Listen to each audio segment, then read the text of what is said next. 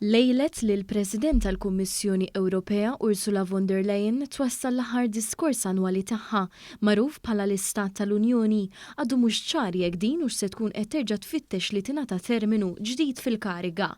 Diversi analisti politiċi qegħdin jantiċipaw li d-diskors ta' għada mhux se jkun wieħed li jirrispondi l-mistoqsijiet kollha, anzi mistenni iħalli ħafna mhux imweġbin. Dan fil-waqt li fid-diskors tagħha von der Leyen mistennija titkellem dwar il-kisbiet tal-Unjoni Ewropea taħt it-tmexxija tagħha. B'mod partikolari mistennija titfa' aktar dawl fuq il-fatt li l-Kummissjoni Ewropea wetqet 92% tal-miżuri li kienu mwiegħda. Von der Leyen li assumit l-aktar kariga prestiġjuża tal-proġett Ewropew mhux biss bil-proċess normali tal-Spitzenkandidaten irnexxiela taqqat il-modi differenti kif l-istati membri tal-Unjoni Ewropea affrontaw il-pandemija tal-COVID-19 u l-istess brabta mal-gwerra fl-Ukrajna.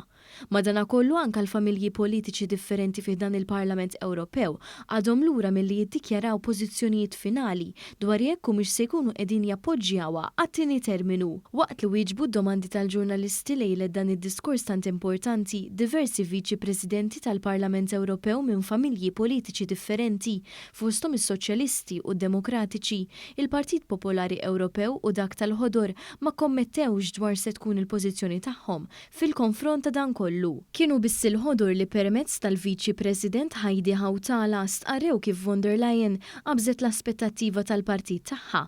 Allura ta' xwieħed jifhem li dawn se jkunu favorevoli f'każ li l-President tal-Kummissjoni terġa' titlob l-appoġġ. L-istess sentiment madankollu ma kienx espress mis-Soċjalisti u Demokratiċi, hekk kif il-Viċi President Pedro Silva Pereira qal li l-pożizzjoni tal-partit tiegħu se tkun qed tittieħed wara l-elezzjonijiet ta' Ġunju li ġej. Innota li mhux jeskludi li s-Soċjalisti jġibu l-akbar ammont ta' voti fl-elezzjonijiet u allura jkunu jistgħu jinnominaw huma lil xi ħadd fil-proċess tal-Spitzenkandidaten. Il-PPE li minnu ġejja von der Leyen ukoll għadu ma komunikax deċiżjoni finali dwar il-materja fid-dawl ta' tiżgwit li ilu jiġi rapportat bejn l-istess von der Leyen u Manfred Weber li hu il-President tal-Partit Popolari Ewropew. Il-President tal-Kummissjoni Ewropea se tkun qed iżżur pajjiżna l-aħħar ta' dan ix-xahar għas-summit tal-Med9.